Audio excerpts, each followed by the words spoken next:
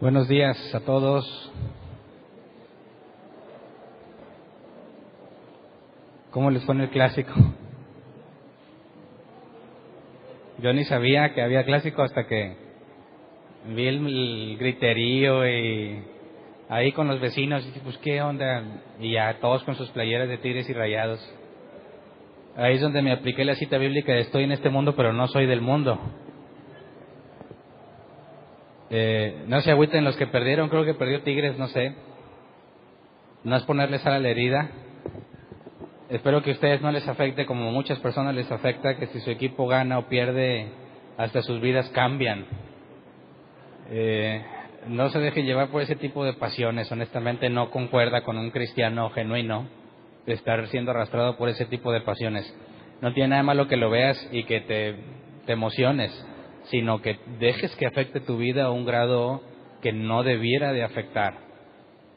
Pero bueno, yo sé que aquí todos son bien bíblicos y no tienen ese problema. Acompáñenme a Romanos 8:29.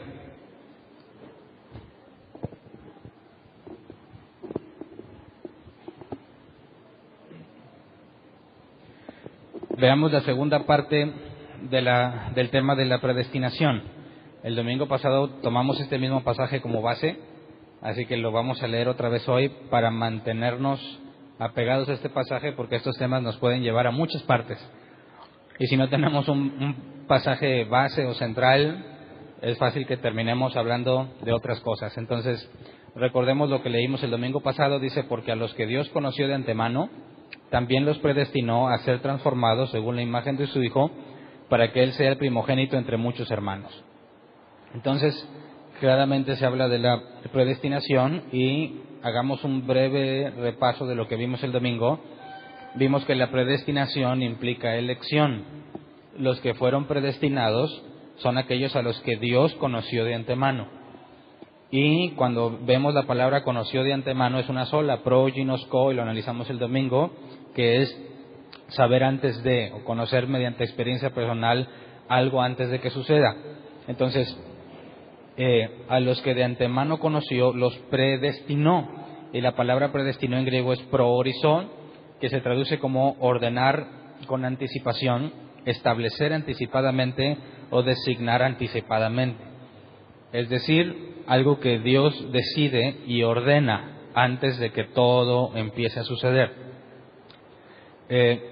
Por consecuencia, aquellos que son predestinados son elegidos, y esa predestinación es una orden de Dios desde antes de que todas las cosas pasen. Leamos Romanos 8:29 en la traducción lenguaje actual. Dice, desde el principio Dios ya sabía a quiénes iba a elegir y ya había decidido que fueran semejantes a su Hijo para que éste sea el Hijo mayor. Así que, aunque no es una traducción literal, en base al significado de las palabras en griego, entendemos, o nos lo pone de una forma mucho más simple la traducción lenguaje actual para entender qué es lo de conoció de antemano y predestinó. Es, ya sabía quiénes iba a elegir y decidió que fueran semejantes a sus hijos, a su Hijo Jesús. Punto. Es un hecho que Dios hizo, y el domingo nos enfocamos en demostrar bíblicamente la elección y el hecho de cómo Dios destinó o organizó todo para que cuando Jesús viniera, Jesús muriera por aquellos a quienes el Padre había elegido. Y analizamos las consecuencias de la cruz. Si Dios salvó Jesús murió por todos los que quieren salvarse, o sea, si ellos lo deciden. Jesús murió para que todos se salven o para que algunos se salven. Son tres opciones y las analizamos cada una de ellas. Y bíblicamente, la única que se conserva bíblicamente, sin contradicciones, es que Jesús murió por algunos. Y esos algunos Jesús claramente dijo en Juan 6 y en Juan 10 que son los que el Padre le ha dado. Entonces, Jesús vino y el sacrificio que hace o la justicia que obtiene será dada a aquellos a quienes Dios ha elegido previamente. Y vimos que entonces, ¿desde cuándo fueron elegidos? Vamos a Efesios 1:4-6, Nueva Versión Internacional. Dice, Dios nos escogió en Él antes de la creación del mundo para que seamos santos y sin mancha delante de Él. En amor nos predestinó para ser adoptados como hijos suyos por medio de Jesucristo según el buen propósito de su voluntad, para alabanza de su gloriosa gracia que nos concedió en su amado. Así que antes de la creación del mundo, antes de la fundación del mundo. Y por ahí algunas preguntas, y una me resultó muy interesante.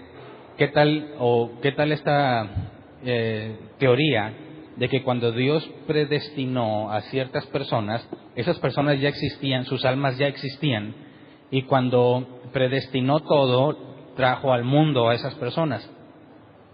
Pudiese tener sentido si este pasaje no nos dice que fue antes de la fundación del mundo. Si es antes de la creación, no existe ninguna cosa creada. Nosotros somos criaturas, ¿verdad? ¿Quién es el único ser que no es una criatura? Dios. Así que no puede preexistir algo antes de la creación del mundo. Antes de que nada existiera, solamente está el Padre, el Hijo y el Espíritu Santo. Solamente está Dios, y Dios predestinó, eligió y predestinó, y luego crea todas las cosas. Así que no hay forma de que haya un ser, una criatura, antes de la creación del mundo. ¿Ok? Entonces, analizamos que Romanos 8, 28, 31 nos dice que Dios está a cargo, de Dios depende todo el asunto de la salvación. Romanos 8, 28, 31. Ahora bien, sabemos que Dios dispone todas las cosas para el bien de quienes lo aman, los que han sido llamados de acuerdo con su propósito. Pausa. Todo obra para bien, ¿verdad? Muchos cristianos usan esa frase, pero la recortan y se enfocan nada más en decir que todo obra para bien, y lo utilizan como algo que da esperanza o que da aliento a las personas que están batallando o están atribuladas. Pero le quitan la parte más importante, porque todo obra bien, pero para un cierto número de personas, no para todas las personas del mundo. Y a mí me extraña que muchas personas que no son cristianas, en Facebook abundan este tipo de mensajes con personajes famosos que muy seguramente ni las dijeron, pero si pones la foto de un personaje famoso y una frase alentadora, pues la gente le da like, ¿verdad? O bueno, ya hay más opciones que like, ya hay reacciones. Pero si realmente quisiéramos transmitir esta idea, todo obra para bien, tendríamos que decirlo completo, es a los que han sido llamados de acuerdo con su propósito. Es decir, todo obra para bien en el caso de los elegidos, solamente. ¿Me explico? Porque luego salen nuestros amigos ateos, y el tsunami, obra para bien el tsunami, y las guerras obran para bien. Si todo obra para bien, entonces tratan de probar que esto es falso. ¿Por qué? Porque lamentablemente la gran mayoría del cristianismo promueve frases cortadas, inconclusas, incompletas, que dan aliento, pero no transmiten la verdad del Evangelio, no transmiten la verdad de la Biblia. Así que los únicos que pueden tener consuelo con esta frase son los elegidos, solamente ellos, ¿verdad?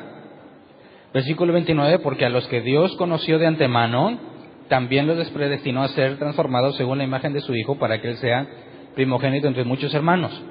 A los que predestinó también los llamó, a los que llamó también los justificó, y a los que justificó también los glorificó. Y ese es todo el proceso de la salvación. Dios elige antes de la creación del mundo, predestina antes de la creación del mundo, y luego a esos que predestinó, en determinado momento los llama, y luego de que los llama, los justifica. Y la justicia de Dios, el que es la justicia del griego aprobado por Dios, esa justicia se da como un regalo. Entonces, de los que han sido elegidos y predestinados, en determinado momento los llama y les da fe, y por medio de la fe son justificados. Y los que son justificados terminan siendo glorificados. Pero del momento en que eres justificado a la glorificación, Pablo ya nos habló también de la santificación, que ya lo analizamos a detalle y es un proceso progresivo. Entonces, Dios elige, predestina, en su momento llama, justifica y luego te santifica y al final te glorifica. ¿Quién lo hace? ¿Quién hizo todo? Dios. ¿Qué parte haces tú? Más adelante nos enfocaremos en eso, porque también se nos dice que la fe sin obras es muerta. Así que tiene que haber obras, pero esas obras no cuentan para tu salvación, porque es Dios quien hace todo. Versículo 31, ¿qué diremos frente a esto? Si Dios de nuestra parte, ¿quién puede estar en contra nuestra? Y aquí nuevamente es una frase que se publica mucho, en muchísimos ambientes, en cosas completamente fuera de contexto, porque ¿quiénes son los únicos que pueden usar esta frase legítimamente? Los elegidos, solamente ellos. Entonces, nos enfocamos en definir y en dar evidencia bíblica para la elección y la predestinación, y vimos algunos efectos, como en el caso de Jesús, y en el caso de Jesús con Pedro y Judas, ¿verdad? Jesús le dijo a Judas: lo que has de hacer, hazlo pronto. Y Jesús le dijo a Pedro: he rogado por ti para que tu fe no falte. Y vimos que son dos cosas diferentes. En la vida de Judas, Jesús le dijo: haz lo que tú quieras hacer, en pocas palabras. Lo que decidiste, eso haz. Y en el caso de Pedro, Jesús interviene a su favor: yo he rogado para que tu fe no falte. Así que Jesús no se mete en la vida de Judas, pero sí se mete en la vida de Pedro. Así que, si fuimos elegidos antes de la fundación del mundo, y Dios ha predestinado, es una orden que se dio antes de todas las cosas, y Él te llama, y Él te justifica, todo lo hace Él, pero nos lleva, si tú estás del lado de los elegidos, eso te debe poner feliz. Si no estás del lado de los elegidos, ¿cómo te sentirías? Imagínate, están los cristianos felices porque Dios los eligió y todo. Y dice: oye, yo no soy cristiano, ¿qué me va a pasar a mí? ¿Qué me va a pasar a mí? ¿Cuál es la respuesta bíblica? Cuando un ateo dice: a ver, yo no creo en Dios ni lo quiero hacer, ¿qué va a pasar conmigo? ¿Cuál es la respuesta bíblica? Aunque se oye feo, dice: pues tú vas al lago de fuego. ¿Por qué? ¿Qué he hecho mal? Y puede decirle: bueno, según la Biblia has hecho muchas cosas mal. Y empiezan a sacar objeciones muy interesantes y muy lógicas. Por ejemplo, bueno, supongamos que un ateo de esos que son más morales que los cristianos, que sí hay, ¿verdad? Hay ateos que pasan por cristianos y cristianos que pasan por ateos. Y yo reconozco que hay ateos mucho mejor portados que muchísimos cristianos, incluyéndome a mí mismo. Ellos van a decir: ¿qué he hecho yo para merecer el lago de fuego eterno? Pues robas, mientes, adulteras, etcétera. Quizás el adulterio se defienda, quizás de robar no, pero de mentir, de esa nadie se salva, ¿verdad? Ok, puede decir: reconozco que miento, reconozco quizás que soy egoísta, lujurioso, etcétera. Pero, ¿no te parece injustificado una pena eterna contra mis pecadillos? ¿Qué acaso mentir, ser lujurioso y egoísta merece una pena eterna, una condena eterna? ¿Te parece eso justo? Entonces, apelan a la justicia y apelan al criterio que Dios utiliza para aplicar un castigo. ¿Y qué te parece esta idea entonces? Si tú vas a ser juzgado en un juicio humano, ¿es la misma pena para aquel que se robó algo? ¿Es la misma pena que aquel que mató a alguien? No. ¿Por qué Dios aplicaría cadena perpetua a aquellos que no han hecho cosas que merezcan una condena perpetua? Y ya te quedas pensando y dices: caray, como que ya no me suena tan justo. Ahora, cuando decimos que Dios predestinó, tenemos dos opciones: te predestinó para salvarte o predestinó para perderte.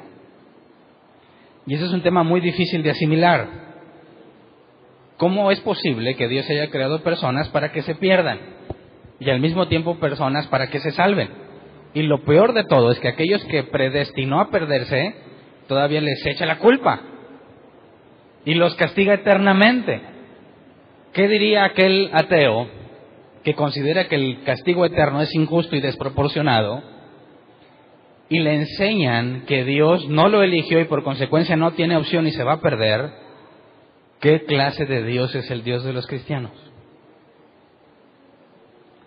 Si realmente Dios no me eligió para salvarme, entonces no tengo opción, me voy a perder.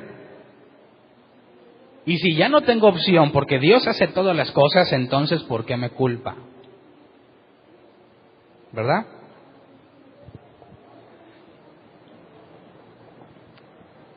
Pablo usa dos ejemplos y uno lo analizamos el domingo pasado, Jacob y su hermano Esaú. Y vimos que era un ejemplo muy interesante porque ambos son hijos de Abraham, de aquel que recibió la promesa, crecieron en el mismo ambiente, son gemelos, recibieron el mismo cuidado, etcétera, etcétera. Digamos que están en el mismo ambiente. Todas aquellas cosas que pudiésemos igualar en las personas para determinar quién se merece ser salvo y quién no, ellos las tienen. Y Dios escogió a Jacob y aborreció a Esaú. Ahora, la palabra aborrecer se oye muy feo, ¿verdad? Imagínate que están los dos niños así y Dios le dice, tú sí y tú no. ¿Por qué? Y analizamos que Pablo aclara que eso lo hizo antes de que nacieran, por consecuencia no habían hecho nada bueno ni nada malo. Pero Dios eligió. Entonces entramos en este problema que Pablo no esconde, no oculta, como quizás muchos cristianos tendemos a ocultar las cosas que no comprendemos y que parecen indicar a un Dios malo que contradice a lo que nosotros pensamos, y decidimos no hablar de esos temas. Son temas tabú. Tú no preguntes, no te atrevas a cuestionar, tú solamente créelo. No tenemos la respuesta, pero créelo. Bueno, pueden suceder cosas o pueden presentarse cosas en la Biblia que no podemos comprobar y las debemos de creer. Por ejemplo, la creación, ¿verdad? ¿Quién estuvo ahí para validar que el escrito sea cierto y verídico? Pues nadie. Pero si conoces a Dios y Dios ha trabajado en tu vida y Dios te ha mostrado su fidelidad, ¿tienes alguna razón para desconfiar de Él? No. Pero hay un caso muy particular, que es el caso de las incongruencias o inconsistencias o contradicciones en las cosas de la Biblia. Si tú tienes una fe basada en contradicciones y aún así lo crees, discúlpame la palabra, pero eres un tonto. Ninguna persona tendría que tener una fe basada en contradicciones que él mismo sabe que existen. Y sería tan fácil desacreditar el cristianismo con la lógica que nuestros amigos ateos usan, ¿no? Tú dices que es un Dios de amor y sin embargo Dios mandó exterminar los cananitas. Caray. No dice, y me voy a meter en problemas intencionalmente, no dice, no, Dios quiere que se prohíban los abortos. Y no fue Dios quien dijo, mata todo, incluso los animales. Dices, caray. Leamos la parte donde Pablo menciona a Faraón. Romanos 9, 17 y 18. Dice, porque la Escritura le dice al Faraón, te he levantado precisamente para mostrar en ti mi poder y para que mi nombre sea proclamado por toda la tierra. Así que Dios tiene misericordia de quien quiere tenerla y endurece a quien Él quiere endurecer. Ahora, esta es una versión modificada, porque lo que leímos el domingo pasado en Éxodo 33, la revelación que Dios le dio a Moisés no es tal cual la dice aquí Pablo. La revelación que Dios le da a Moisés, cuando Moisés le dice, déjame ver tu gloria, lo primero que Dios le dice es, tendré misericordia de quien quiera tenerla y seré compasivo de quien quiera hacerlo. Pero Pablo lo lleva a un extremo, al extremo máximo. ¿Se acuerdan que ya hemos hecho muchas veces ese tipo de ejemplos con otras doctrinas? Las llevamos al extremo máximo y resulta un ridículo. Ahora, Pablo hace exactamente esto mismo. Entonces, Dios tiene misericordia de quien quiere y endurece a quien Él quiere. Es la consecuencia lógica, ¿no? Si Dios tiene misericordia de alguien, entonces de alguien no. Y ese de quien no tiene misericordia es porque Dios decidió no tener misericordia. Así que este es el caso extremo. Dios favorece a algunos y endurece a otros. ¿Es válido? ¿Es correcto? Un Dios que dijo, yo no quiero que nadie se pierda, sino que todos procedan al arrepentimiento. Luego Pablo nos dice, Dios tiene misericordia de unos y endurece a otros, se vuelve muy complejo. Y se vuelve inconsistente y hasta parece contradictorio. Estos temas son la delicia de nuestros amigos ateos. No salen de este tipo de cosas. siempre el sufrimiento en el mundo es el principal argumento en contra del Dios cristiano de la Biblia. Bueno, Dios cristiano no, ¿verdad? Porque Dios no puede ser cristiano. El Dios del cristianismo de la Biblia. Entonces, siempre que hables con un incrédulo, incluso con muchos creyentes, el tema del sufrimiento y de los juicios de Dios va a salir a relucir. Siempre. Porque es algo que vivimos todos los días. Es algo que cualquier persona experimenta. Y cuando se cuestiona si Dios está en el cielo y controla todo, y Él es puro amor y pura bendición y quiere lo mejor para mí, y todo obra para bien y todo lo puedo en Cristo, ¿por qué me va así? Entonces estaba este argumento. Dios puede, ante la maldad del mundo, ¿Dios tiene poder para eliminar la maldad del mundo? Sí. Ok, entonces hay dos opciones. La maldad en el mundo sigue, ¿verdad? Sí. Si Dios tiene poder para eliminar la maldad y no la elimina, entonces no es bueno. ¿Verdad? O Dios no tiene poder para eliminar la maldad y entonces no es todopoderoso. Por consecuencia no es Dios. ¿Cuál escoges? ¿Cuál es la menos peor? ¿Sí entiendes el problema? ¿Dios tiene poder para eliminar la maldad? Sí, pero no la elimina. No la elimina, entonces, no la elimina porque no quiere. Entonces no es bueno. Quiere eliminarla, pero no puede. Entonces no es todopoderoso. Y si Dios no es bueno, no es Dios. Y si Dios no es todopoderoso, no es Dios. Así que parece que es jaque mate cristianos, ¿verdad? ¿Para qué rayos crece en algo que es fácilmente destruido? Con una lógica simple. Cuando Pablo habla, yo a fuerza quiero decir que el autor de los Hebreos es Pablo. Quizás el Espíritu me lo revele. Nah. Cuando el autor de los Hebreos dice sobre las cosas básicas y fundamentos del cristianismo, ustedes debiendo ser ya maestros aún están con lechita, nos pone una responsabilidad enorme. Si no entendemos lo fundamental, todo lo que construyes arriba se va a venir abajo con preguntas como esta, ¿verdad? Pero si entendemos lo fundamental, que es lo más básico del cristianismo, y parece que son los temas más complejos, parece que los más complejos para nosotros, los difíciles de entender, la Biblia dice que esos son el fundamento. Y si no puedes entender eso, difícilmente puedes entender todo lo demás. Porque lo que entiendas sin el fundamento, no tienes la certeza de que sea correcto. Y te lleva a muchísimas inconsistencias en el sentido bíblico. Y nos lleva a muchísimas faltas de respuesta. Cuando te pregunten por qué eres cristiano, ¿qué respondes? Dices, bueno, pues porque Dios me transformó. Pues eso dices tú. Yo te veo que sigues pecando. Bueno, pero yo lo creo en fe. Pues sí, ahí están las personas que dicen que son un gato. Y dicen que tienen espíritu de gato. Y hablan el idioma de los gatos. Y están plenamente seguros que son un gato. Y ponen el cristianismo al mismo nivel de ellos, ¿verdad? Porque dicen, mira, yo te veo y no eres un gato. Pero dices que tienes fe. El cristiano dice, yo soy santo. Dice, pues yo no te veo santo. Según el mal entendimiento de la santidad, ¿verdad? Que piensan que santidad es perfección. Bíblicamente santidad es apartado para. Pero dicen, a ver, tú dices que eres cristiano y eres una nueva persona, pero yo te veo igual. Así que tú estás igualmente perturbado mentalmente, como aquellos que se sienten perros o gatos, o lamentablemente como hombres que aseguran que son mujeres, o mujeres que aseguran que son hombres. Y muchos ateos tratan de identificar el cristianismo como una enfermedad mental. Estás loco y deberían declarar una enfermedad. Entonces, cuando te preguntan, ¿tú por qué eres cristiano? ¿Qué respondes? ¿Cómo le haces para responder y no caer en la misma categoría de enfermos mentales? Porque es imposible que expliques cosas como estos argumentos que promueven. La respuesta correcta, bíblicamente hablando y entendiendo lo que es la fe, pistis, ser persuadido, tú no podrías decir que eres cristiano porque Dios te convirtió. Claro que Dios te convirtió, ¿verdad? Pero eso no promueve ningún tipo de esfuerzo mental o proceso racional en el cual tú hayas participado.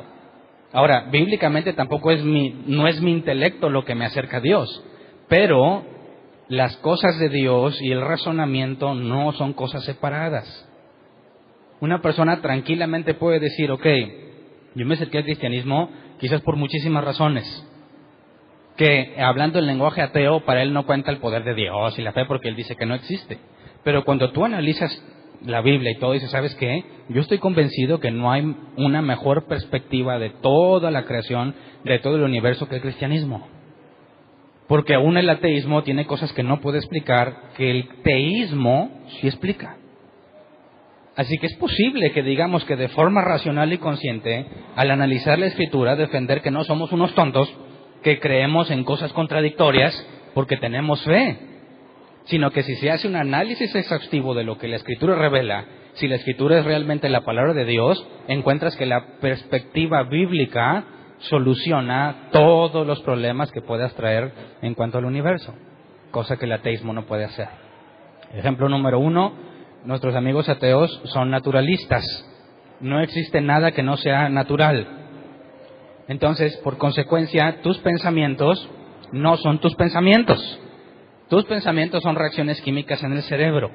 Realmente no hay un tú, sino que el cerebro reacciona y hace que te portes así. O sea que no tienes mente. Entonces, caray, entonces ¿por qué habría de creer cualquier cosa que tú me digas? ¿Verdad? Ahora, ellos creen en moléculas que se convirtieron en seres humanos, de moléculas a humanos, y no saben explicarlo cómo. Ellos pueden explicar a partir de que hay materia. Una vez que hay materia, ellos le agregan tiempo y azar y tienes humanos. Pero pregúntales, ¿de dónde vino esa materia? No, pues no. El Big Bang. Bueno, ¿y el Big Bang quién lo provocó? No hay respuesta. Para los teístas eso es simple, simplísimo. Abres la Biblia, capítulo 1, ahí está la respuesta, ¿verdad? Dios creó todo. Pues qué fácil. Ni le echaste ganas, ni experimentaste.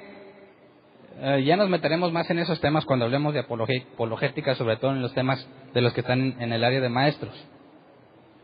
Pero entonces, nosotros hagamos el esfuerzo por explicar la predestinación, que parece un concepto muy contradictorio por la propia Biblia, y tratemos de encontrar lo razonable de este asunto y por qué no hay ningún problema al tratar de resolver el asunto del mal en el mundo.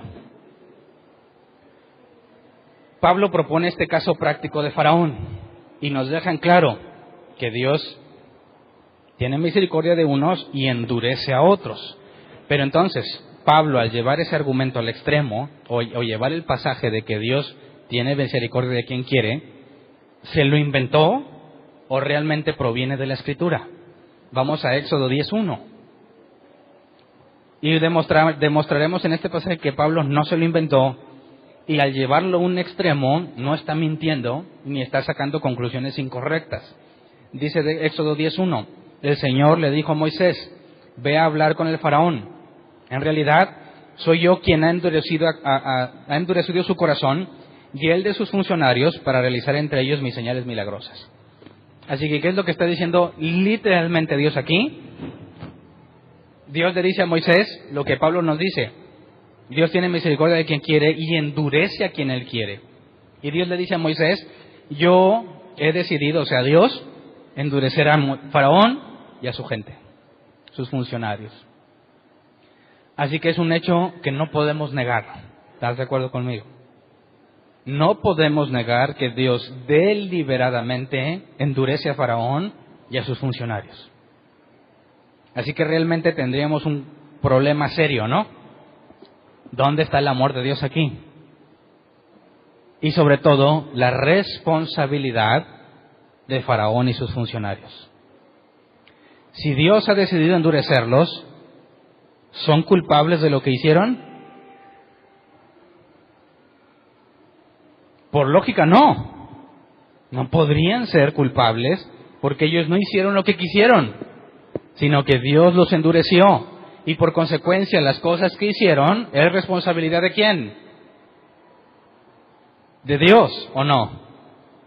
Pablo saca a la luz ese tema. Leamos Romanos 9:19. Dice, pero tú me dirás, entonces, ¿por qué todavía nos echa la culpa a Dios? ¿Quién puede oponerse a su voluntad? ¿Entiendes la pregunta?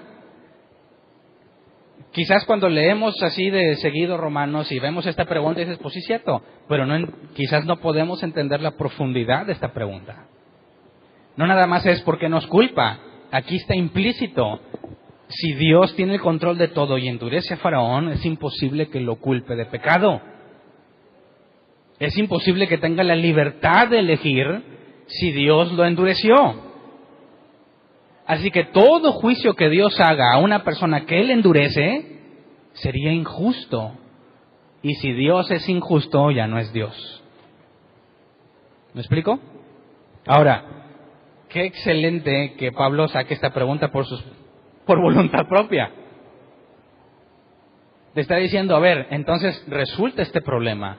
¿Cómo puede ser que cualquier persona que sea condenada al fuego eterno, al lago de fuego eterno, pueda ser culpable cuando Dios escoge a quién salva y a quién no? Entonces, este asunto de la pregunta que trae Pablo, si leemos que Dios tiene misericordia de quien quiere y endurece a otros, quisiera, para efectos de avanzar en el tema, que viéramos lo que la palabra endurece en el griego, lo que Pablo usó, significa. Cuando dice que Dios tiene misericordia de quien quiere y endurece a quien quiere, la palabra endurece es el griego skleruno o skleruno, y creo que de ahí viene escleriosis. ¿Y cómo se traduce? Endurecer, hacer inflexible. Skleruno o escleruno proviene de skleros, que se traduce como algo que no se mueve, algo que es duro o violento, en sentido figurado, terco, obstinado o que no se somete. Entonces, literalmente puede ser un material rígido completamente que no se mueve, no es flexible, y en sentido figurado es algo que, usando ese mismo ejemplo, es alguien necio, obstinado, que a pesar de que sabe que le está haciendo algo daño, no se mueve. Y en esa categoría estamos los seres humanos, ¿sí o no? Entonces, ¿qué es lo que dice Pablo? Pablo dice que Dios tiene misericordia de unos y hace obstinados, hace tercos a otros, y Dios lo hace. Entonces,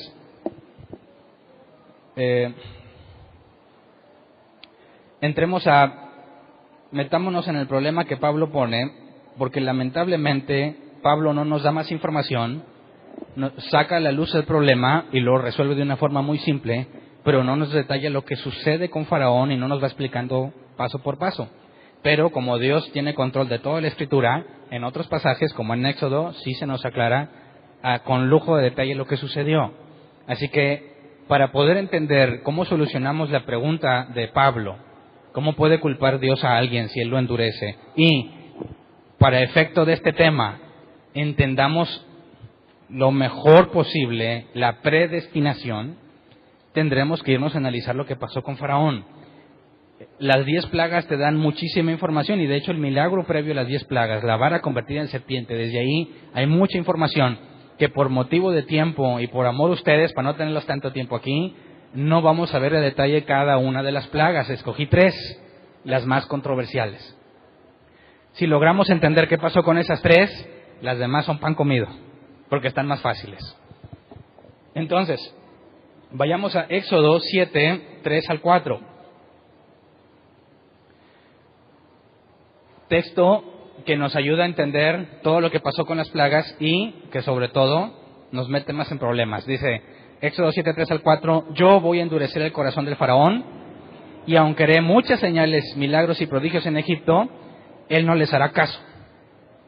Entonces descargaré mi poder sobre Egipto. Con grandes actos de justicia sacaré de allí los escuadrones de mi pueblo, los israelitas. Y aquí ya tenemos un problema muy grave. Dios dice que va a endurecer el corazón de Faraón y a pesar de todos los milagros, va a seguir necio.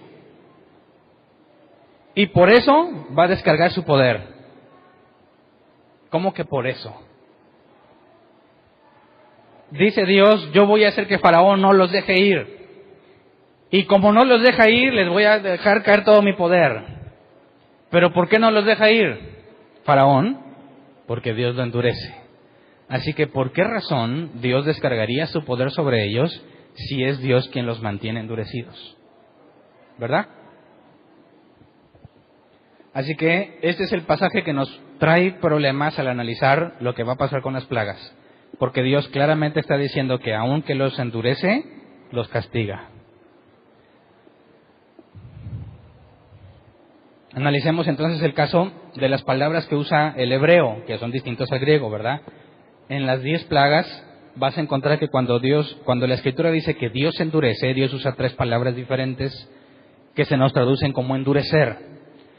La primera palabra es kashá, que se traduce como duro, severo, feroz o cruel.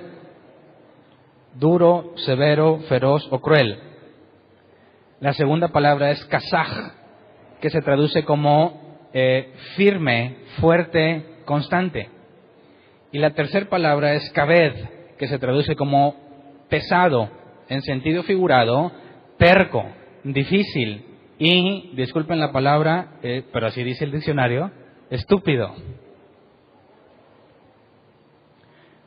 Se entiende de alguien, y hay que definir esta palabra, no como una grosería, se entiende de alguien estúpido que no tiene la capacidad de hacer las cosas de manera coherente o lógica. Por eso está relacionado con terco, difícil.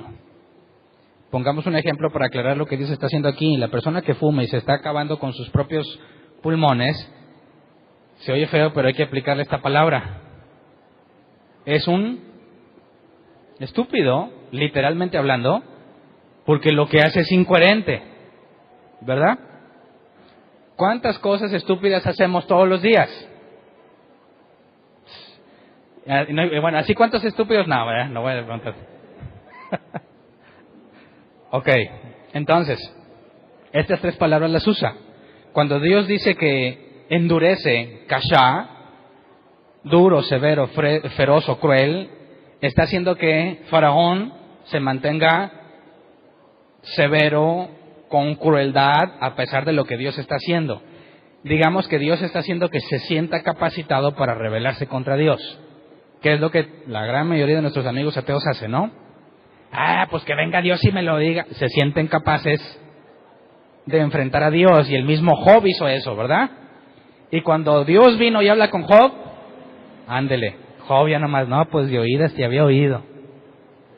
Ahora mis ojos te ven, locamente hablé. Pero aquellas personas a quienes se aplica la palabra kashá, son ese tipo de personas que se sienten firmes, severos, crueles para enfrentarse con Dios.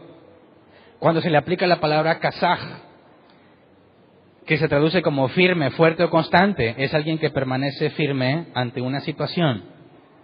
Es decir, si alguien te dice, ¿sabes qué? No deberías estar haciendo eso, pero él está endurecido, según la palabra kasaj, es alguien que dice, de aquí no me muevo, no me importa, permanezco firme en mi postura. Esto puede ser bueno o puede ser malo. Un cristiano debería estar siempre firme, ¿verdad?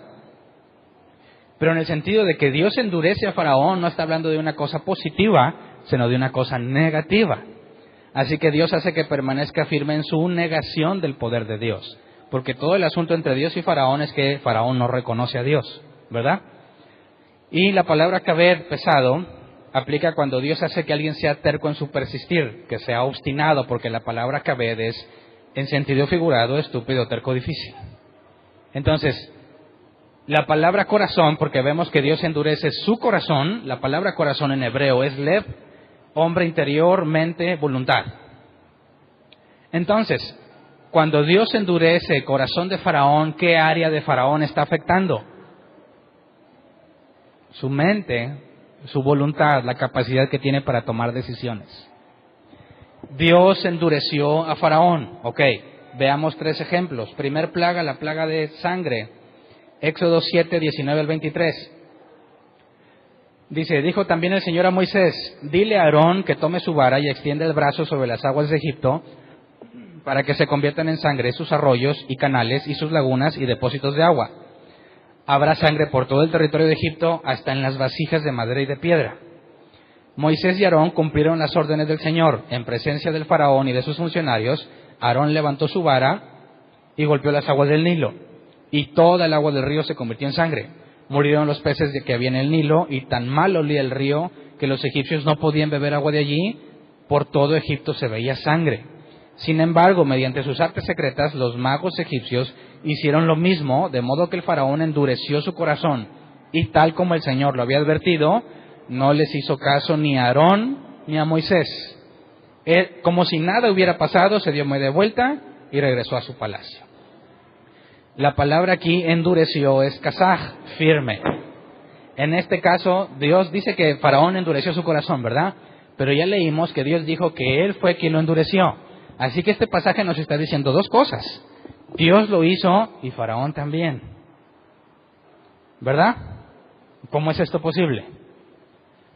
Ok, quizás podemos entender que Faraón se apantalla con la sangre, pero sus magos hacen lo mismo y dices, un truco, ¿verdad? Permanece firme en su postura porque sus magos demostraron que lo que está haciendo Aarón es un simple truco. ¿Se acuerdan que dijimos o leímos que Dios endurecería a Faraón y sus funcionarios? Si tú sigues leyendo, y no lo voy a leer hoy por motivo de tiempo, pero si tú sigues leyendo, toda la gente, si el agua que tenían guardada, aún en las vasijas, se convierte en sangre, ya no hay nada que tomar. ¿Qué hicieron? Se pusieron a cavar hoyos para encontrar agua potable. Es decir, Dios no convirtió toda el agua que existía en sangre, simplemente la que estaba en el río, la que tenían guardadas, y nos dice que creo que duraron 6 o 7 días con ese problema. Pero entonces, cuando Dios ataca el Nilo era una deidad de los egipcios. Era una especie de Dios que les provee de todo lo que necesitaban. Sin el Nilo no podían subsistir. Así que Dios está mostrándoles que una de sus principales deidades, Dios tiene control sobre eso.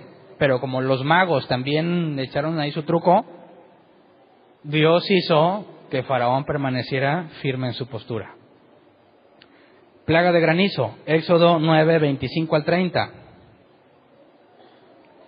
El granizo arrasó con todo lo que había en los campos de Egipto y con personas y animales. Acabó con todos los cultivos y derribó todos los árboles. El único lugar en donde no granizó fue en la tierra de Gosén, donde estaban los israelitas. Entonces el faraón mandó llamar a Moisés y Aarón y les dijo, ¿qué les dijo? Este es bien interesante. Esta vez reconozco mi pecado. El Señor ha actuado con justicia, mientras que yo y mi pueblo hemos actuado mal. No voy a detenerlos más tiempo, voy a dejarlos ir, pero rueguen por mí al Señor, que truenos y granizo los hemos tenido de sobra. En cuanto yo salga de la ciudad, le contestó Moisés, elevaré mis manos en oración al Señor, y cesarán los truenos y dejará de granizar. Así sabrás que la tierra es del Señor. Sin embargo, yo sé que tú y tus funcionarios aún no tienen temor de Dios, el Señor. Porque Moisés sabe que no tienen temor después de las palabras de Faraón. ¿No son estas palabras las que muchos usan para declararte salvo? ¿No fue prácticamente una oración de fe aquí del Faraón? ¿Sí o no? Nomás le faltó decir, creo en Jesucristo, pero reconozco mi pecado y todo, dime si no está aquí. Aquí está. Aquí hay un problema entonces para aquellos que enseñan eso, ¿verdad? Porque si una oración de fe te salva, y es casi lo mismo que Faraón hizo, porque Dios lo endureció. Es que todavía no venía Jesús. Y dices, bueno, entonces ¿cómo se salvó Abraham? Caray. Entonces, claramente, Faraón está diciendo, reconozco mi pecado. Dios es justo, yo no, ni mi gente. Rueguen por mí al Señor. Si alguien viene y te dice eso, ¿tú qué pensarías? ¿Que esa persona realmente Dios la cambió? Y le dices, bienvenido hermano. ¿Sí? ¿Por qué Moisés en el versículo 30 dice, sin embargo, yo sé que tú y tus funcionarios aún no tienen temor de Dios el Señor? ¿Lo dijo bien falso Faraón? ¿O Moisés sabe algo que ellos no saben? Acuérdense de los pasajes que leímos, el que dije que nos tiene muchos problemas, Éxodo 7, yo endulceré su corazón. Así que cuando Faraón dice, perdónenme, ¿qué le dice Moisés? No. Tú y tus funcionarios no tienen temor de Dios el Señor. Estás pidiendo perdón, pero no temes a Dios. ¿Cómo puede estar seguro? Una posibilidad es que haya sido bien falso Faraón a la hora de decir eso. Segunda posibilidad es que Dios ya le había dicho a Moisés que eso pasaría. Así que si Dios le dijo a Moisés que eso pasaría, que Faraón no los va a dejar ir, y Faraón dice que ya se arrepintió, no es cierto. ¿A quién le crees? Moisés le cree a Dios, ¿verdad? Pero aquí hay un claro ejemplo de Faraón pidiendo perdón. Tercer y último caso, por motivos de tiempo, Éxodo 10, 15 al 20. Plaga de langostas.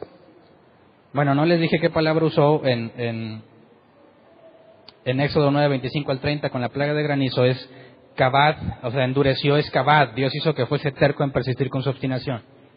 Pidió perdón, ¿verdad? Reconoció su pecado, pero Dios hizo que siguiera terco, no dejarlos ir. Éxodo 10, 15 al 20. Eran tantas las langostas que cubrían la superficie de la tierra que ni el suelo podía verse.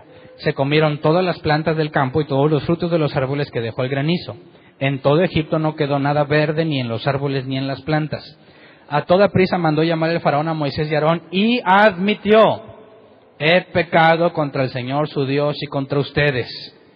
Yo les pido que perdonen mi pecado una vez más y que rueguen por mí al Señor su Dios para que por lo menos aleje de donde yo estoy esta plaga mortal. Mira qué picudo, ¿verdad? Rueguen por mí al Señor y que mínimo me lo quite a mí. A todos los demás me valen. Pero que si Dios me va a conceder, si no quiere quitárselo a todos, mínimo a mí. Y admite su pecado y piden que Dios ruegue por él. Nuevamente, ¿cuántos casos de estos nos encontramos con incluso personas que no creen en Dios? Tienen un problema. ¿Y qué hacen? Tengo que decirlo lamentablemente. Muchos cristianos con buenas intenciones se aprovechan de estas situaciones. Van al hospital, le van a dar comida. ¿Quieres comida? Primero relación de fe. Y si no la vas a hacer de perdido, ¿quieres el lonche? Primero te voy a predicar. ¿Te parece bíblico hacer eso? ¿No debería decirle ten? Y si te interesa te puedo hablar de Dios.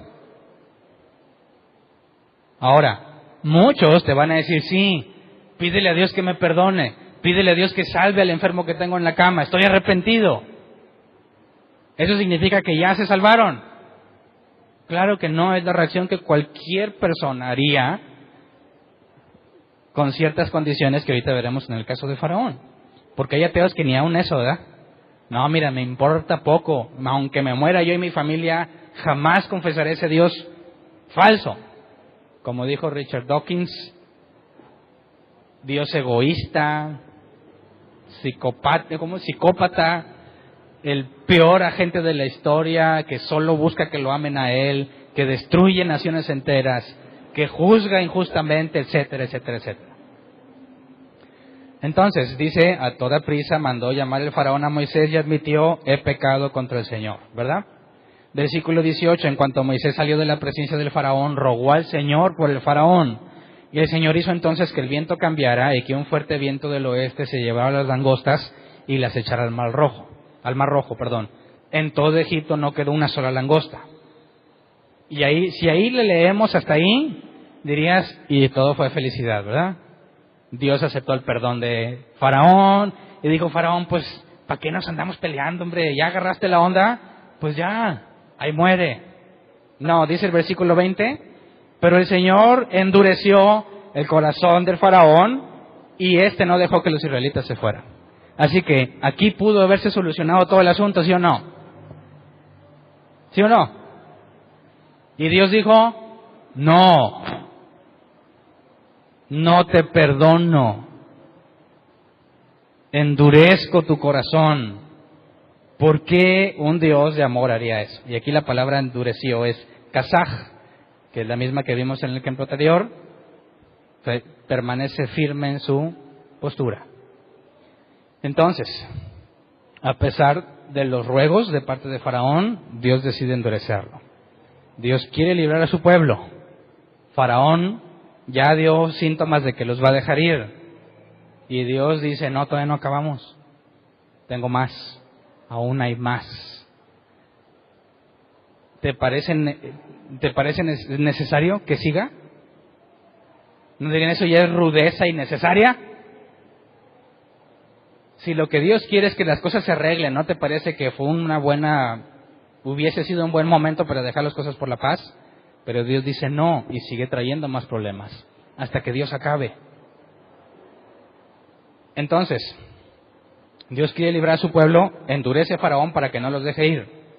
Luego Dios castiga a Faraón porque no deja ir a su pueblo. ¿Quién está obrando mal? Dirías, pobre Faraón. Hombre, le llovió el pobre, ¿verdad? Está bien, ya me equivoqué. Y Dios dice, no, ¿cuál? Te voy a endurecer, no los dejas ir. Faraón, bueno, entonces no te vas. Ah, ¿no los dejas ir? Ándele, lo castigo. Faraón, pero está bien, me arrepiento. Y Dios dice, no, te endurezco. No se van.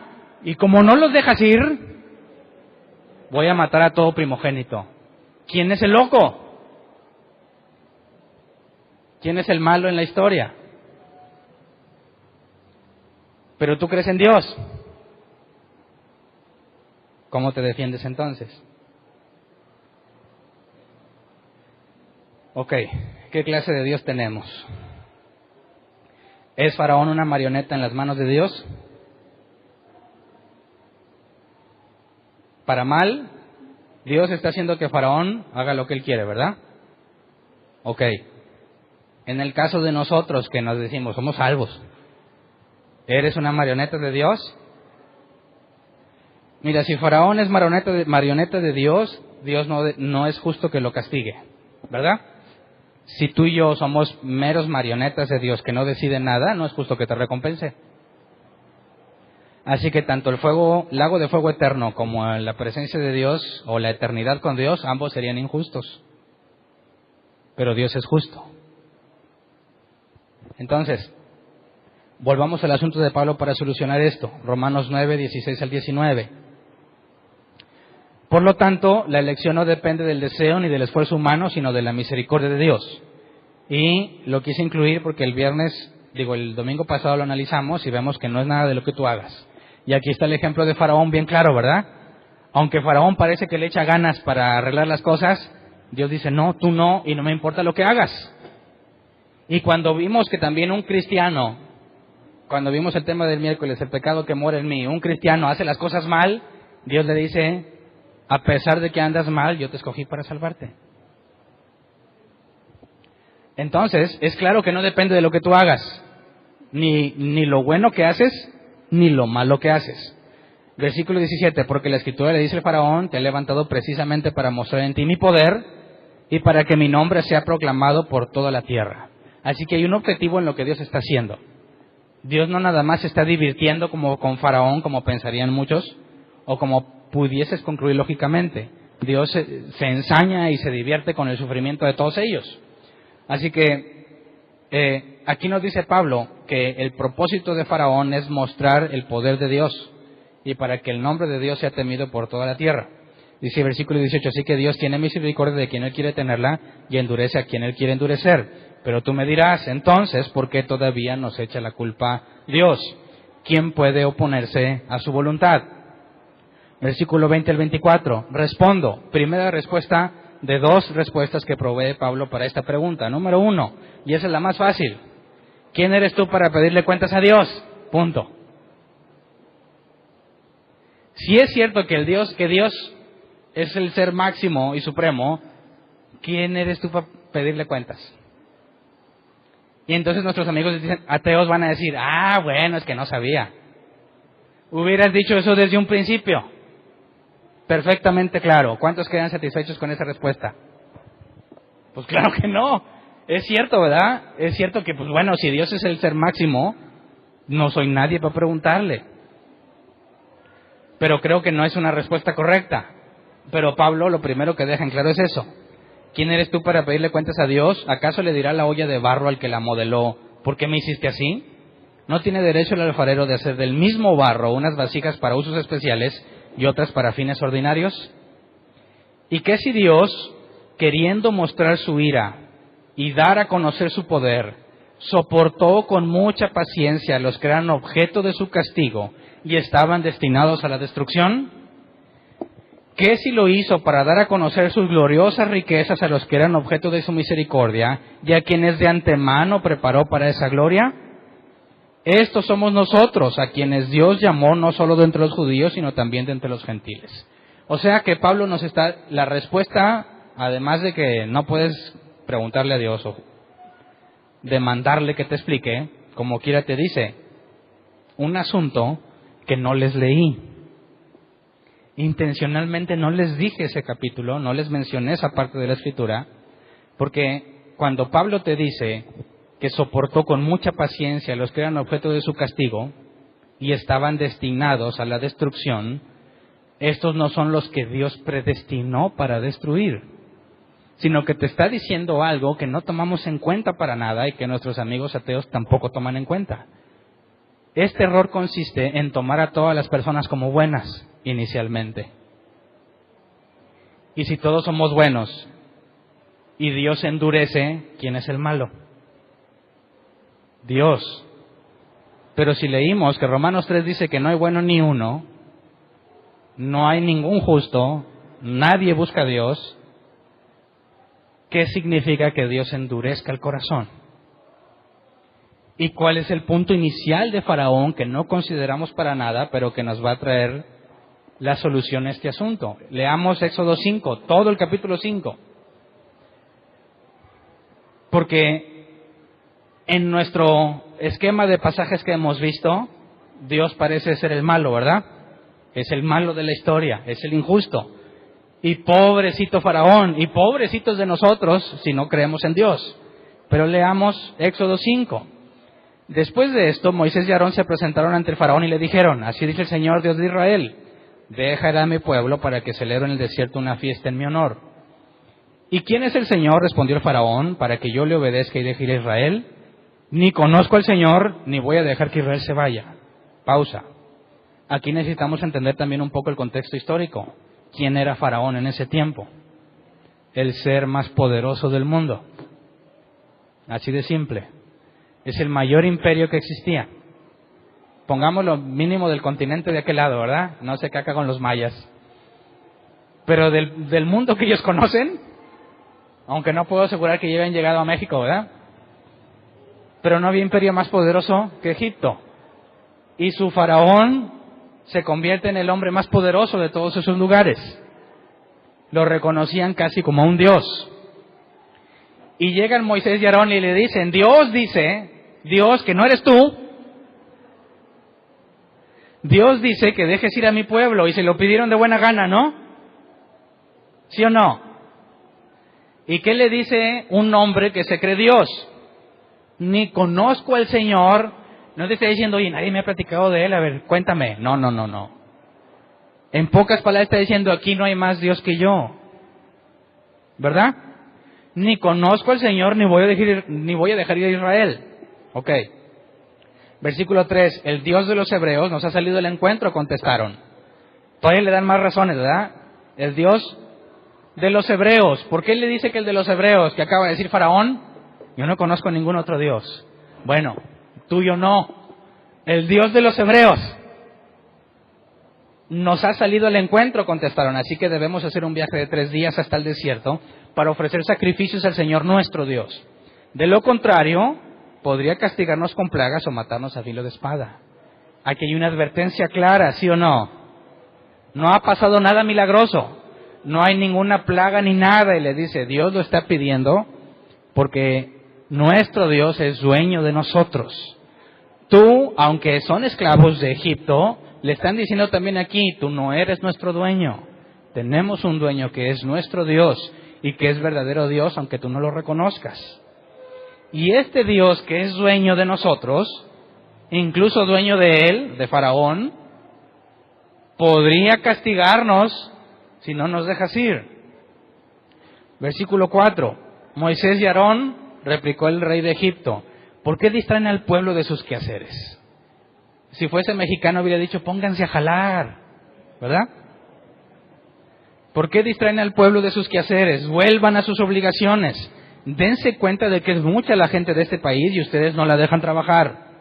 Ese mismo día el faraón les ordenó a los capataces y a los jefes de cuadrilla, ya no le den paja a la gente para hacer ladrillos, que vayan ellos mismos a recogerla. Pero siguen exigiéndoles la misma cantidad de ladrillos que han estado haciendo. No les reduzcan la cuota, son unos holgazanes, y por eso me ruegan, déjanos ir a ofrecerles sacrificios a nuestro Dios. Impónganles tareas más pesadas, manténganlos ocupados. Así no harán caso de mentiras. Los capataces y los jefes de cuadrilla salieron de ahí y fueron a decir al pueblo, así dice Faraón, ya no voy a darles paja. Vayan ustedes mismos a recogerla donde la encuentren. Pero eso sí, en nada se les rebajará la tarea.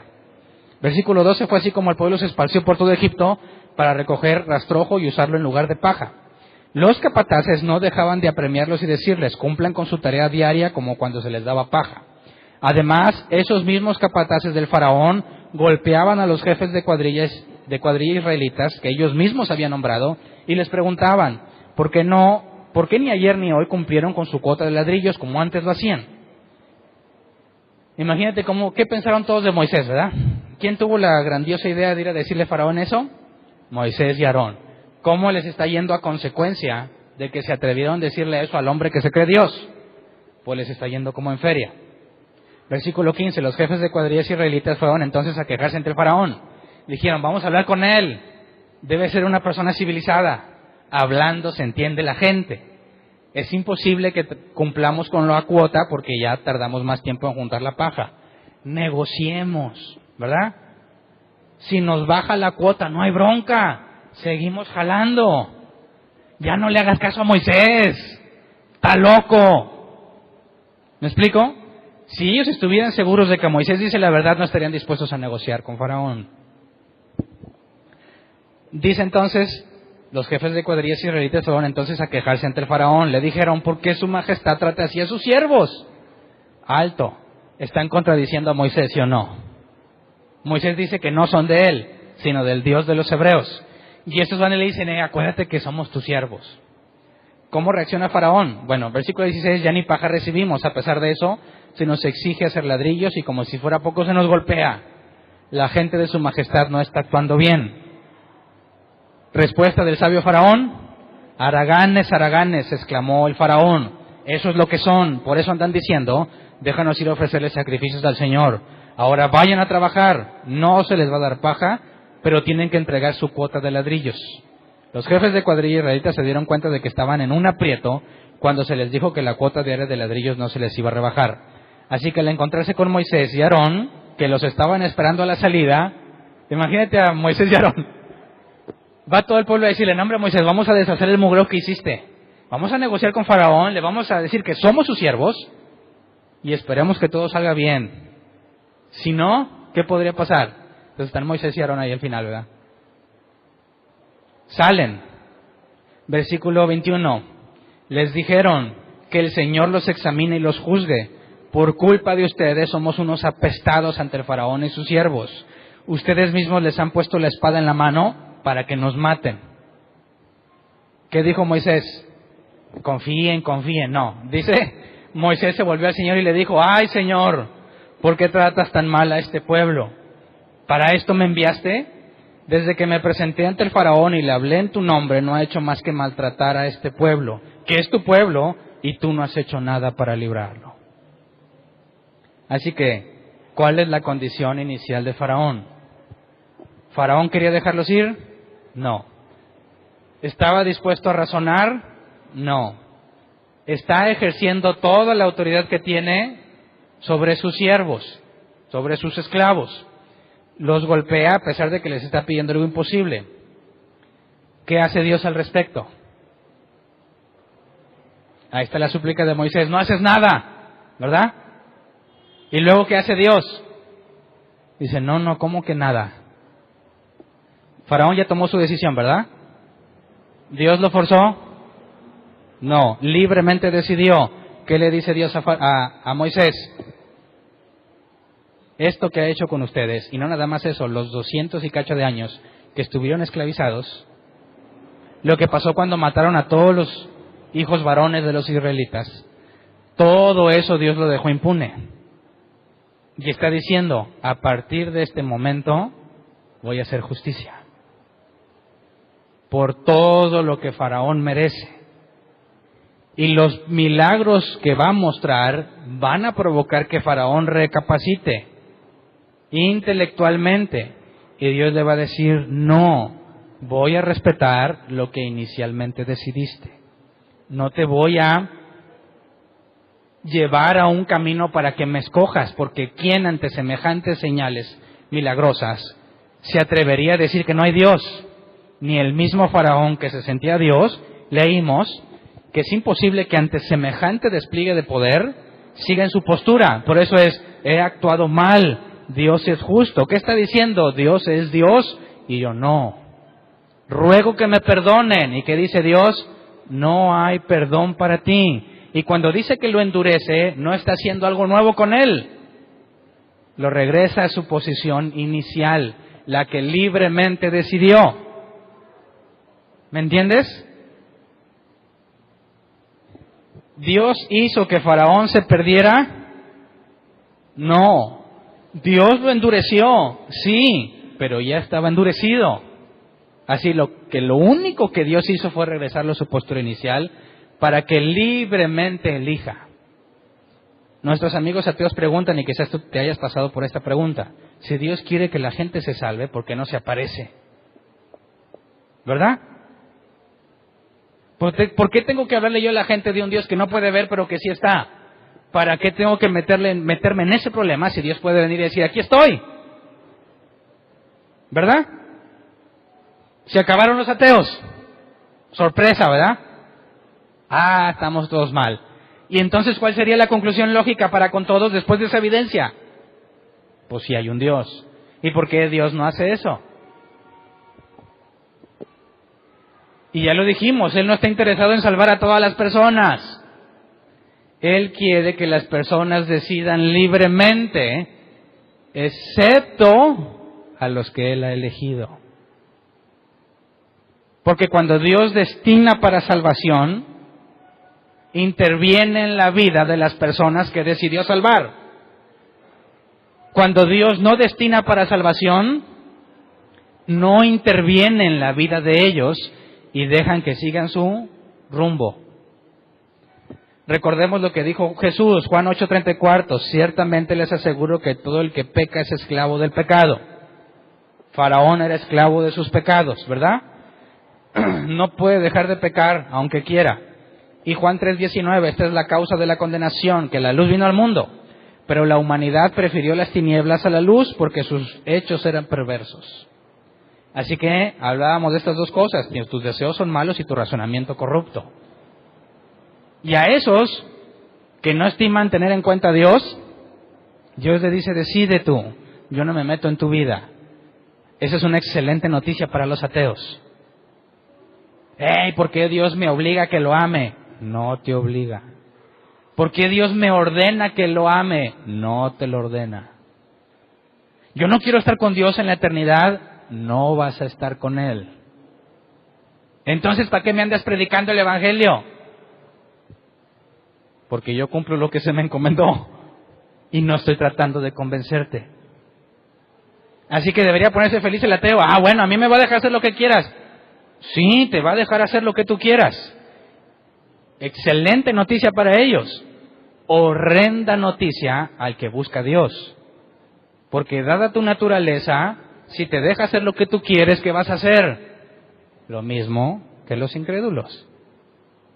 Así que, Éxodo 9:15 al 17, Dios lo deja claro. Si en este momento desplegara yo mi poder, está hablando Dios con Faraón, si en este momento desplegara yo mi poder, y a ti y a tu pueblo los azotara con una plaga, desaparecerían de la tierra.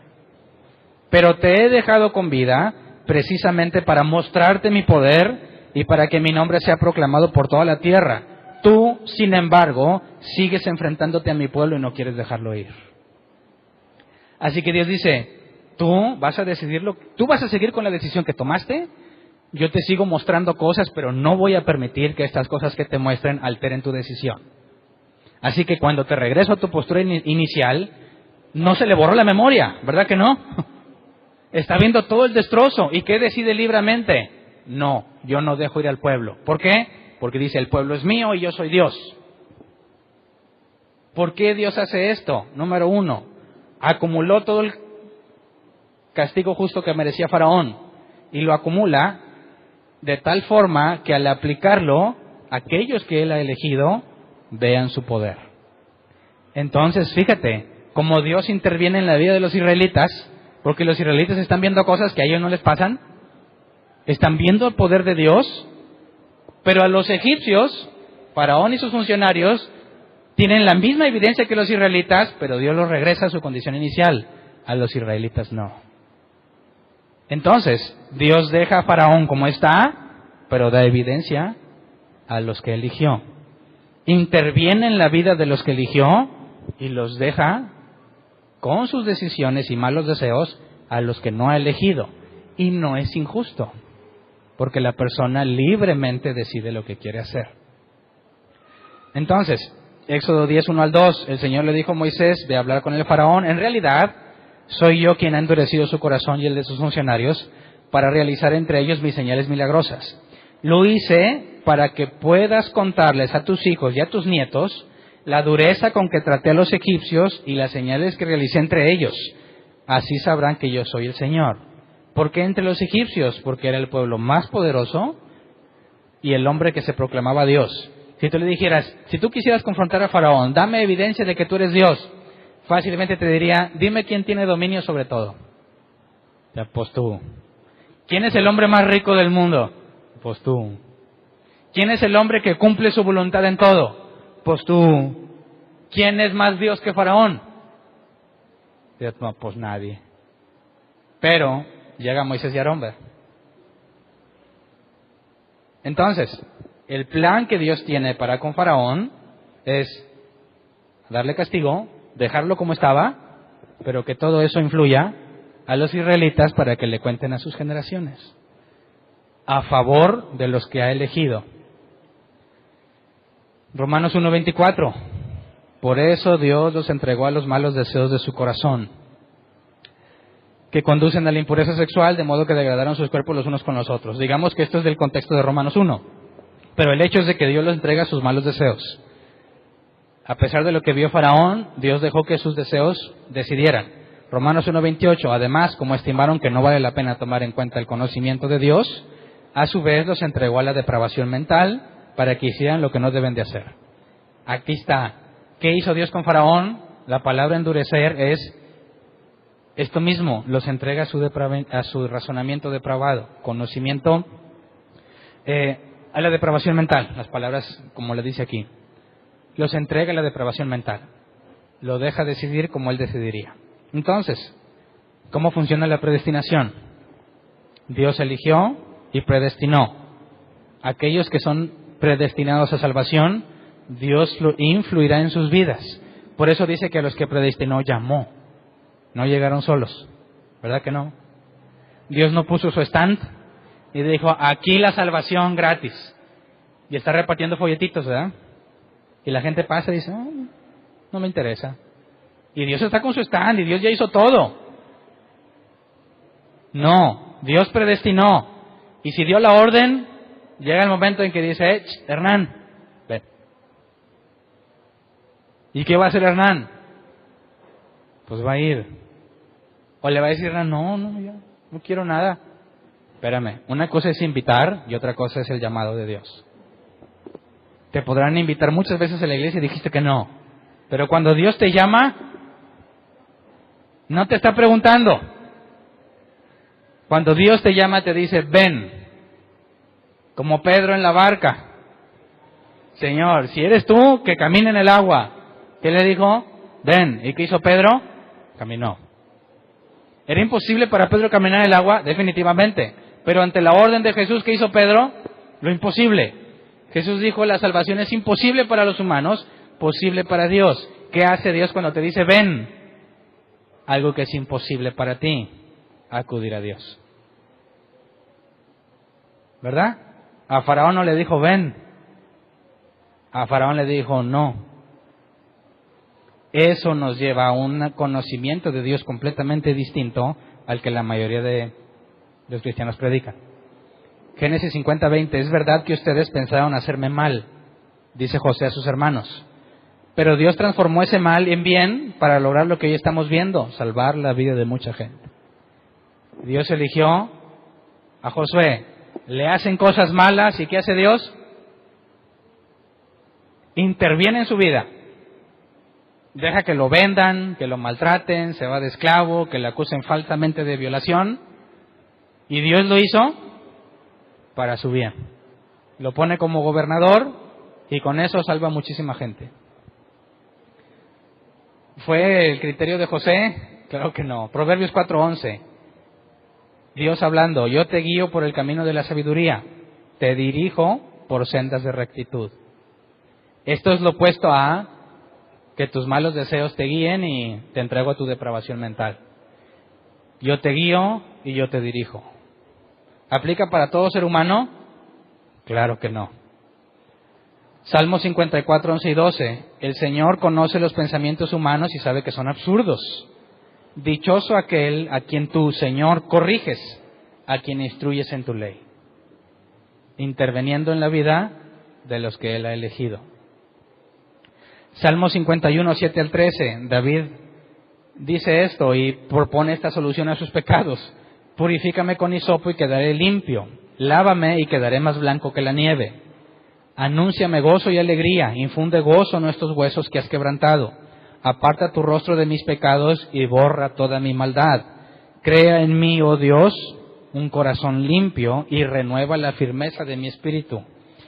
No me alejes de tu presencia ni me quites tu Espíritu Santo. Devuélveme la alegría de tu salvación, que un espíritu obediente me sostenga. Así enseñaré las transgresiones tus caminos y los pecadores se volverán a ti. ¿Qué crees tú que está diciendo aquí David? ¿Que él mantiene su salvación? No, aquí está declarándose completamente incompetente y que es Dios quien debe hacerlo todo, ¿sí o no? Analicemos brevemente el original de este salmo. Cuando dice, crea en mí un corazón limpio, la palabra corazón es lev, lo mismo que la misma área que afectó Dios en Faraón, es la misma área que David está pidiendo que afecte en él. Crea en mí un corazón limpio, limpio es tajor, limpio, puro. ¿Qué le está diciendo? Mi mente esta no está limpia. Haz tú que se limpie. Renovación de entendimiento, ¿verdad? Cambia mi mente, le está diciendo, y no me quites tu Santo Espíritu, y que un espíritu de obediencia lo sostenga. David está confesando que él solo no puede y que es Dios quien lo sostiene. Entonces, Hechos 4:27 al 28. En efecto, en esta ciudad se reunieron Herodes y Poncio Pilato con los gentiles y con el pueblo de Israel contra tu santo siervo Jesús, a quien ungiste, para hacer lo que de antemano tu poder y tu voluntad habían determinado que sucediera. Así que este es el punto final. ¿Cómo hace Dios que las personas que son elegidas lleguen a la glorificación? Prepara todas las cosas. Toda situación que te pasa si tú eres elegido, todo fue preparado por Dios. Todo para tu bien. Debido a esas circunstancias y a que te dio su Espíritu Santo y te renovó el entendimiento, es una mezcla. Yo, en base a las oportunidades que tengo, tomo una decisión influenciado por el Espíritu Santo y con un razonamiento renovado. Así que decido hacer lo correcto, pero no es mérito mío, porque te puso en un ambiente controlado. No te dará ninguna prueba que no puedas resistir, ¿verdad?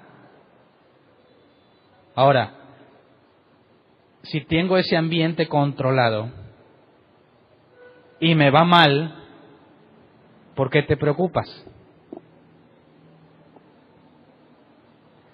Que se preocupen los que no saben si son elegidos o no. Jesús dijo, no sean como los gentiles se preocupan de estas cosas. Pero ustedes tienen un Padre que sabe todo lo que necesitan. ¿Entiendes el contexto?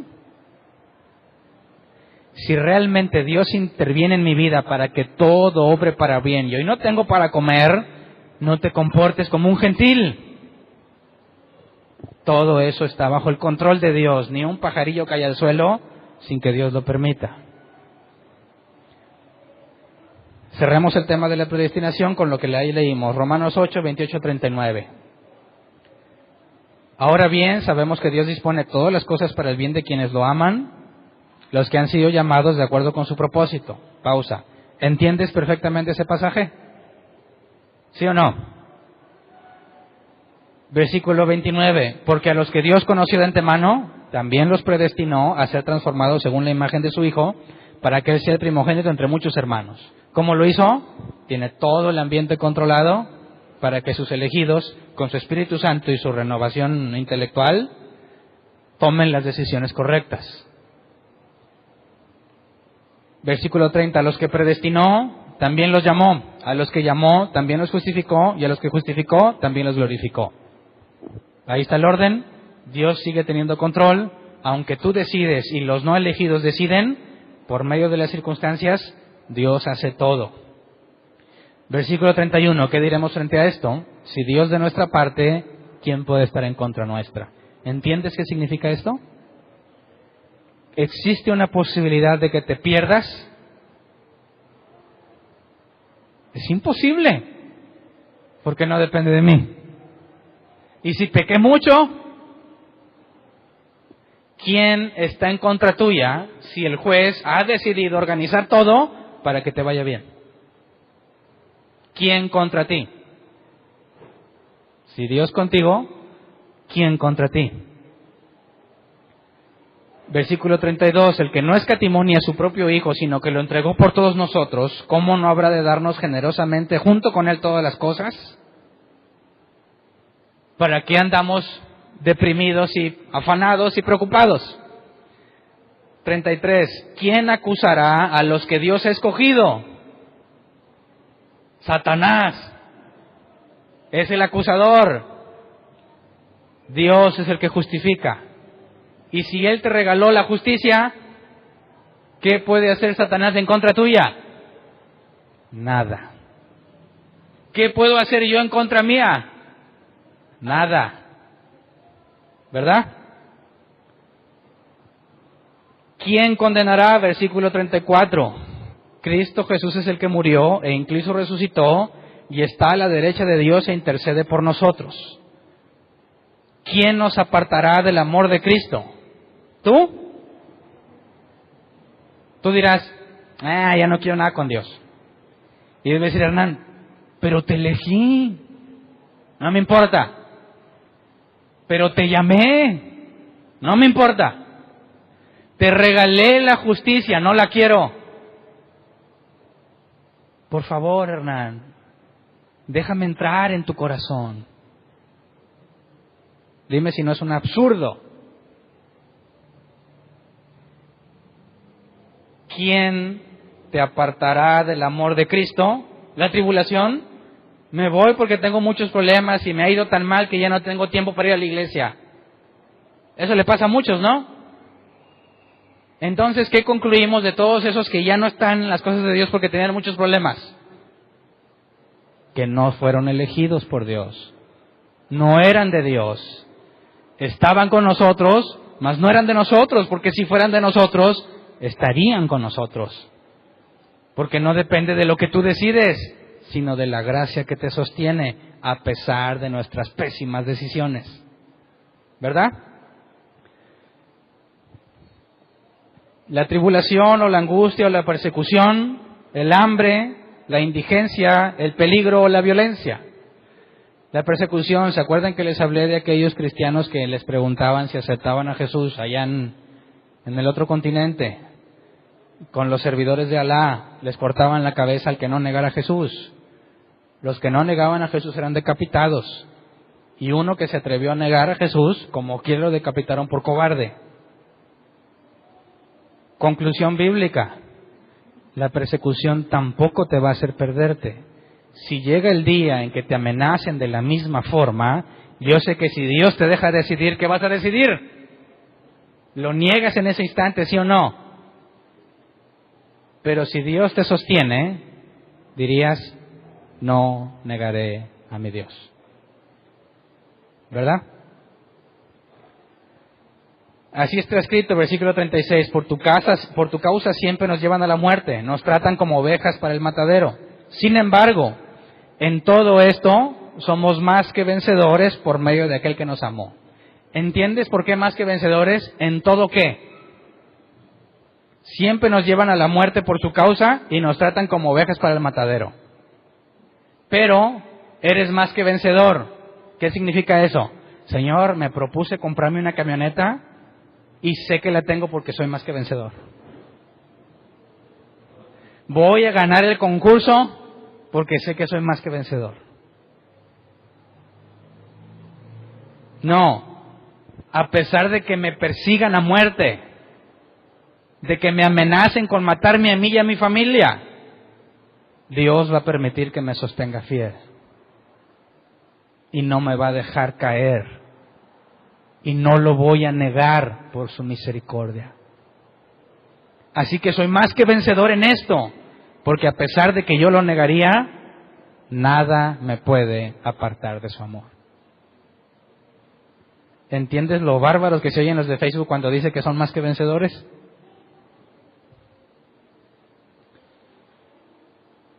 Versículo 38, pues estoy convencido de que ni la muerte, ni la vida, ni los ángeles, ni los demonios, ni lo presente, ni lo porvenir, ni los poderes, ni lo alto, ni lo profundo, ni cosa alguna en toda la creación podrá apartarnos del amor que Dios nos ha manifestado en Cristo Jesús nuestro Señor.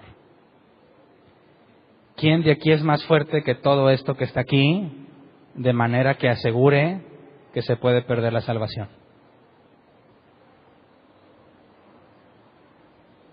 Es imposible, ¿sí o no? Y es una excelente noticia para los que son hijos de Dios, ¿cierto? Entonces, si la predestinación es cierta, ¿para qué evangelizas?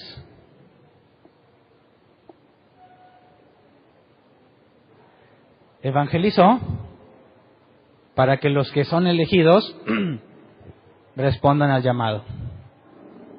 ¿Me explico? Yo soy el medio que Dios usa cuando evangelizo.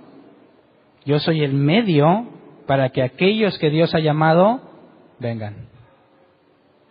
Yo no estoy tratando de convencer a la gente. Al contrario, es locura para el gentil. Tropezadero para el judío. Trata de convencer a un judío, peor te va a ir. Tropezadero al judío, locura para el gentil. Entonces, ¿por qué predicas eso? Si nadie te va a hacer caso, porque los que han sido llamados responden a la voz de su pastor. Mis ovejas oyen mi voz, dijo Jesús, y me siguen. Y nadie las arrebatará de mi mano. Y la voluntad del Padre es que yo la resucite el día final, dijo Jesús. ¿Entiendes por qué evangelizas? Entonces, pongámonos de pie.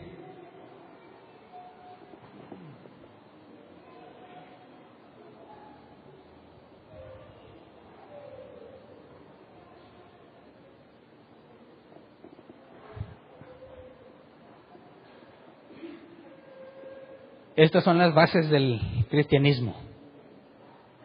Si entiendes las bases, cuando leas toda la Escritura con estas bases, muchas cosas obtienen una claridad impresionante.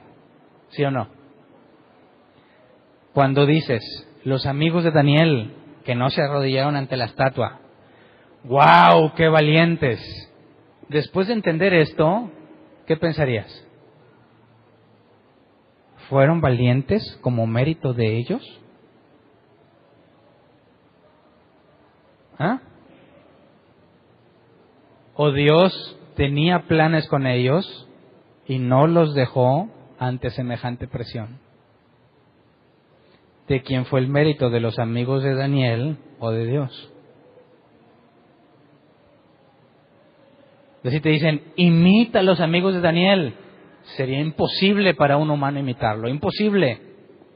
No me pidas que los imite, no puedo. Pero si llega el momento, Él me mantendrá fiel. ¿Verdad? David y Goliat. Enfréntate a tus gigantes. Ándale, ve. A ver cómo te va a ir. ¡Qué locura! Dios eligió a David y en contra de su naturaleza fue e hizo algo sobrenatural que Dios de antemano ordenó.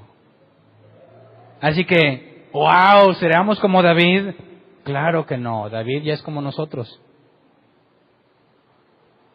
Un gran Dios, con personas comunes y corrientes. Toda la Escritura apunta a Cristo. Si tú le has atribuido algo al hombre, arrepiéntete. Y dile, por ignorancia quité la gloria que corresponde a Dios y la deposité en seres humanos. Y pobres de aquellos a los que le dicen, tienes que tener pasión, tienes que desear salvar las almas, tienes que desear predicar el Evangelio, tienes que tener pasión por las cosas de Dios. Es imposible.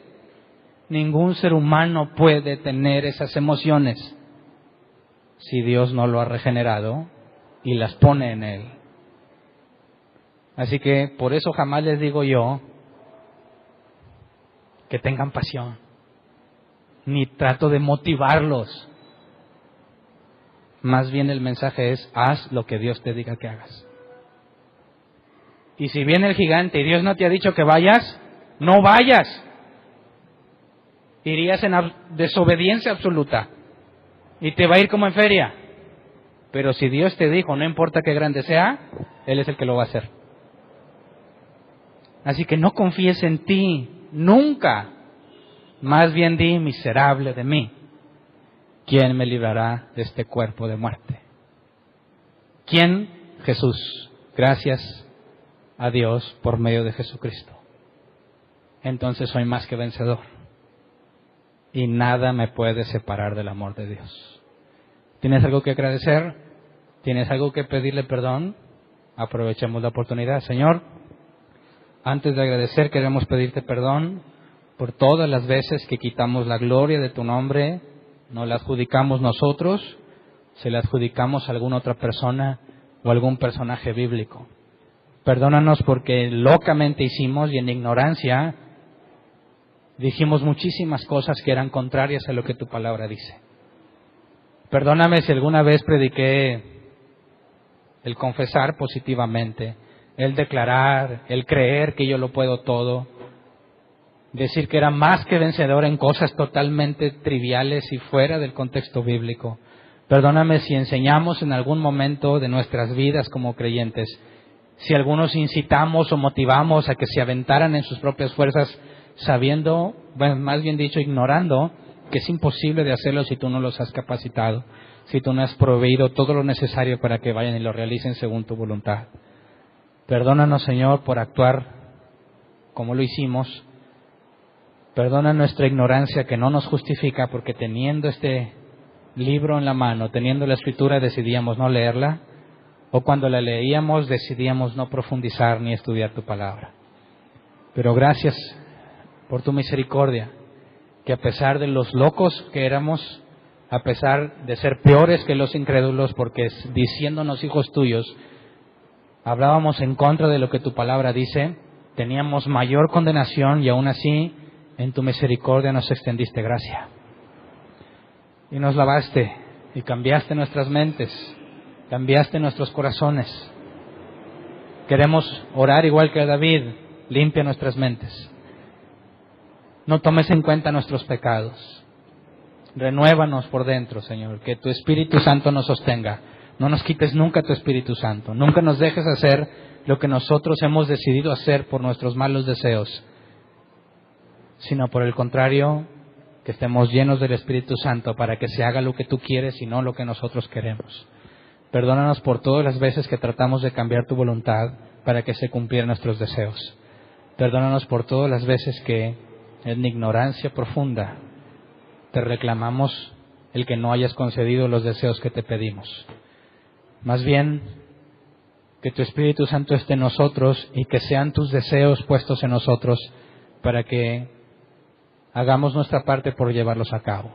Que nunca callemos el predicar el Evangelio verdadero, aunque sea locura, aunque incomode, aunque vaya en contra de lo que muchos piensan y lo que muchos creen. Enséñanos a ser fieles a ti a pesar de los hombres, porque a pesar de angustia, hambre, adversidad, sabemos que somos más que vencedores en todas estas cosas por medio de tu nombre.